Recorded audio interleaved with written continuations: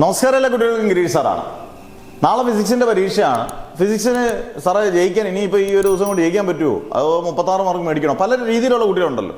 ഇവർക്ക് വേണ്ടി മാത്രമുള്ള വീഡിയോ ആണ് കേട്ടോ. ഈ 18 മാർക്ക് 36 മാർക്ക് 60 മേടിക്കാൻ വേണ്ടി മാത്രം, അവർക്ക് വേണ്ടി മാത്രമുള്ളവരാണ്. അങ്ങനെയുള്ളവരെല്ലാം ഒന്ന് ഫോളോ ചെയ്തേക്കുക. ഇഷ്ടംപോലെ വീഡിയോസ് ഇങ്ങനെയുള്ളത് വരും. നിങ്ങൾക്ക് പരീക്ഷയ്ക്ക് ഏറ്റവും ഉചിതമായ വീഡിയോസ്, ചുമ്മാ വീഡിയോസ് ചെയ്യത്തില്ല.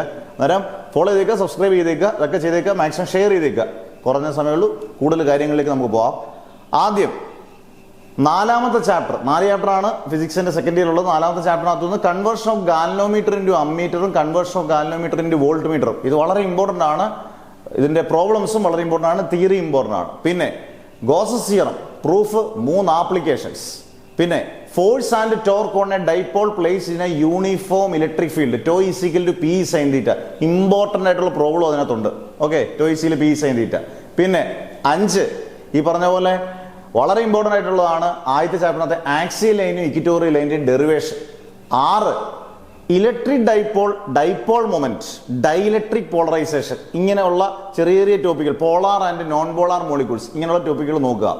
അടുത്ത് ഓംസുമായിട്ട് ബന്ധപ്പെട്ട റെസിസ്റ്റിവിറ്റി, കണ്ടക്ടിവിറ്റി, കണ്ടക്ടൻസ്, റെസിസ്റ്റൻസ്, ഇതിന്റെ യൂണിറ്റ്, ഗ്രാഫ്, ഇതെല്ലാം നോക്കിക്കൊണ്ട് പോവുക. വീൻസ്റ്റൺ ബ്രിഡ്ജും കിർച്ചോഫ് ലോയും നോക്കുക. അടുത്ത ക്വസ്റ്റ്യൻ എന്ന് പറയുന്നത് നമ്മുടെ ബയോട്ട് സാവാർട്സോയുടെ ബയോട്ട് സാവാർട്സോ നോക്കിക്കൊണ്ട് പോവുക, അതിന്റെ എസ് നോക്കിക്കൊണ്ട് പോവുക. വളരെ ഇമ്പോർട്ടൻ്റ് ആയിട്ട് ഒരു ഷോർട്ട് ക്വസ്റ്റ്യൻ പറഞ്ഞുതരാം. Force between 2 parallel conductors carrying current and define ampere. വിട്ടുകളയരുത് ആ ക്വസ്റ്റ്യൻ, വളരെ വളരെ ഇമ്പോർട്ടൻ്റ് ആണ്. പിന്നെ അതുപോലെ തന്നെ basic properties of electric charge വളരെ ഇമ്പോർട്ടൻ്റ് ആണ്. അതിനകത്തെ കോണ്ടൈസേഷൻ ഓഫ് ചാർജ് നിർബന്ധമായിട്ടും പഠിക്കുക, അതിന്റെ പ്രോബ്ലംസ്.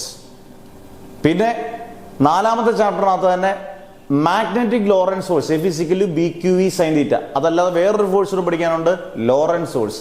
ഇത്രയും കാര്യങ്ങൾ പഠിച്ചാൽ ഈസി ആയിട്ട് 18 മാർക്ക് അല്ലെങ്കിൽ 36 മാർക്ക് നിങ്ങൾക്ക് കിട്ടിയിരിക്കും. ഓക്കെ, അതിനെ ഫോളോ ചെയ്യാൻ മറക്കരുത്, മാക്സിമം ഷെയർ ചെയ്യുക, പഠിച്ചുകൊണ്ട് പോകണം. നല്ല മാർക്ക് കിട്ടട്ടെ എന്ന് പ്രാർത്ഥിച്ചുകൊണ്ട് നിർത്തുന്നു. Never ever give up.